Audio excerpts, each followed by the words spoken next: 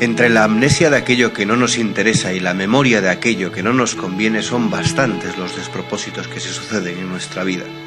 Esta es una frase del prólogo del libro de Enrique Arias Vega, España y otras impertinencias. Hoy aquí en Periodista Digital podemos charlar un ratillo con Enrique sobre este libro y sobre los temas que trata este libro, que son unos cuantos años de recopilación de artículos en diferentes medios de comunicación sobre análisis de la realidad española.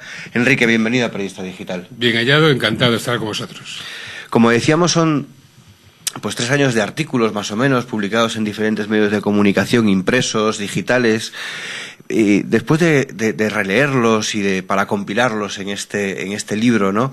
¿Qué pozo le queda a usted como su autor, ¿no? De recordar estos años de política y de realidad española? Pues fíjate, pongo una cara sonriente, pero el resultado no es tan optimista, sino más bien un poco depresivo o deprimente, porque resulta que nos hemos pasado 3 años dando vueltas a una serie de temas recurrentes, como son que es verdad que España está menos cohesionada que hace un tiempo, es verdad que tenemos más problemas y más enfrentamientos que hace unos años, es verdad que los políticos parecen menos capaces de resolver los problemas de lo que creíamos, etcétera, etcétera, etcétera.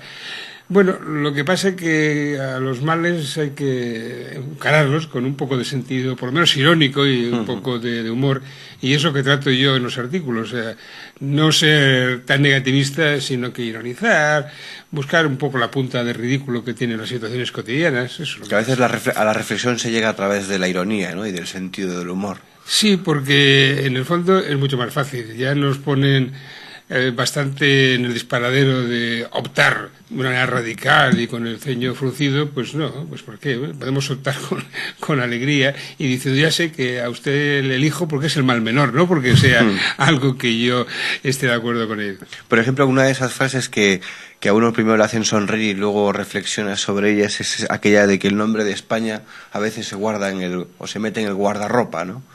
Hombre, sí, yo creo que de los países que conozco, este es el país en el que menos ostentación o menos exaltación o menos recuerdo se tiene de la propia existencia del país. Es más, mucha gente en este país parece ser que se avergüenza de pertenecer a él. Y esto y creo que nadie de los que nos están ahora escuchando lo ha visto en ningún otro país. Yo ahora mismo he estado unos días en Turquía, donde por cierto va a ir ahora nuestro presidente de gobierno Zapatero, y allí el símbolo nacional, la bandera, el sentido y el sentimiento de pertenencia a una comunidad, pues son muy notables, como en Estados Unidos, como por caso. En cambio aquí, ver banderas españolas, ver banderas nacionales es muy difícil. Sí, es que lo curioso, lo decía hace poco en estos micrófonos el historiador Fernando Orbaneja, que era un poco triste para él que España, por ejemplo, sea muy difícil encontrar una sola bandera, ya no solo de las autonomías, sino que uno sale a la calle, a una manifestación, por ejemplo, y se encuentra o la bandera española o la republicana, o una que tiene un águila en medio, una cosa un poco rara, decía Orbaneja, ¿no?, sobre ese sentido. Sí, estoy absolutamente de acuerdo con él, pero es más, todo el mundo ahora presume de cualquier particularismo. Nos hemos empeñado en un camino a ver quién se diferencia más de los restantes, y todo aquello que nos haga ser diferentes es aquello que potenciamos. Es decir, se es de una autonomía, pero también se es hasta de una provincia o de un pueblo, de una localidad. Se busca el antagonismo.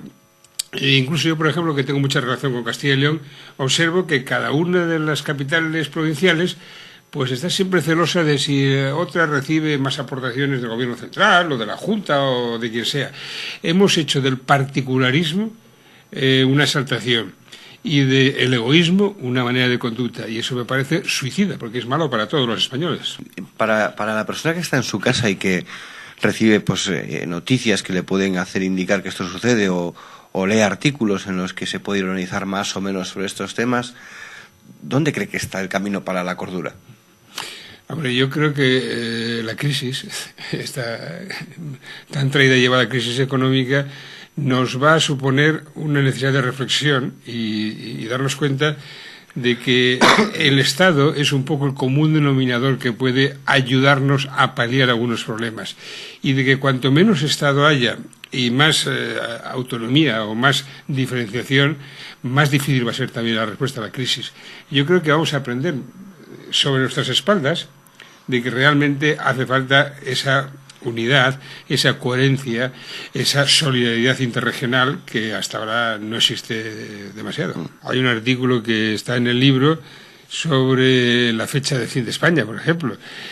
Y yo hago la coña de que últimamente se descubrió que hasta Newton había hecho una prognosis y había avanzado con los cálculos desde el Imperio Carolingio en adelante, que en el año 2060 sería el fin del mundo, según las predicciones de Nostradamus. Bueno, pues el de fin de España, pues por ejemplo, Carlos Rovira lo emplazó para el año 2014, que es el 300 aniversario de la batalla de la pérdida de los fueros de Cataluña con Felipe V.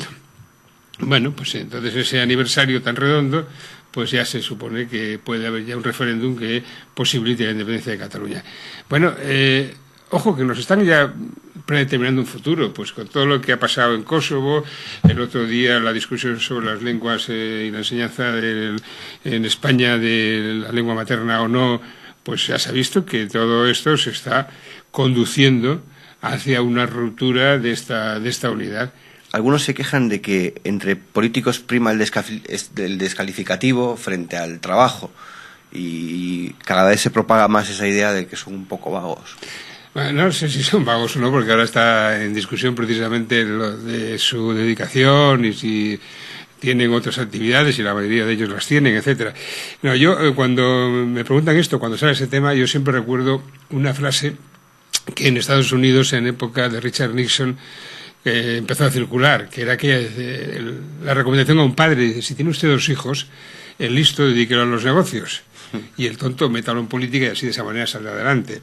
Bueno, pues nos encontramos con un poco eso, pero no solamente aquí, en todos los países. Yeah. El ejemplo que he puesto de Estados Unidos, que la clase política no suele estar a la altura de los ciudadanos que representa. Y esto yo creo que es malo y cada vez es peor. Otro capítulo también es curioso, el de cuidado con lo que decimos, ¿no? Estos artículos a veces hablan un poco de esta expresión de lo políticamente correcto, que a veces ha hecho más daño de lo que pudiera parecer, muchos lo dicen, y bueno, respecto a esto, ¿cómo afecta este políticamente correcto al periodismo y a un compromiso con esta profesión del que habla en el prólogo? Yo creo que hemos convertido el lenguaje en un galimatías. Aquí de lo que se trata muchas veces, al parecer, es de hablar mucho para entenderse poco. Proliferan los idiomas, y no solamente aquí, sino en la Comunidad Europea, no tanto para que dentro de Europa, de la Europa unitaria, haya más posibilidades de comprensión, sino para que haya más gente que tenga empleo de traductor. Porque yo creo que de traductor del maltés al letón, pues es un puesto de trabajo que difícilmente va a tener mucha competencia, y eso pues te permite vivir muy cómodo. Aquí nos está pasando también con las palabras. Por ejemplo, el pleonasmo de los 2 géneros, masculino y femenino, porque si hablo para los español, bueno, en este caso, digamos, madrileños y madrileñas, hablo para eso, vascos y vascas, todos y todas, hombres y mujeres. Se está repitiendo constantemente los 2 géneros, porque parece que emplear el masculino es un poco machista o denigratorio. Bueno, pero hay palabras que son femeninas.